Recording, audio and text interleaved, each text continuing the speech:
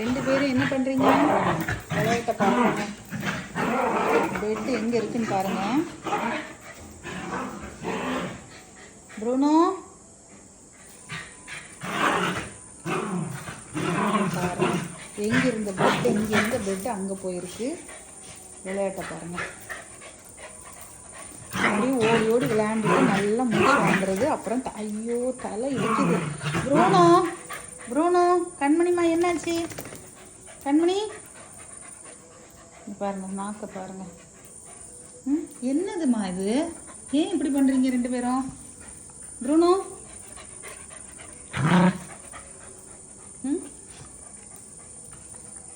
நான் வந்த உடனே ப்ரூனோ அமைதியாகிடுவார். இங்கே பாருங்க, மேடத்தை பாருங்க. மேடம் அப்படியே சமாதானமாகிடுச்சு. கண்மணி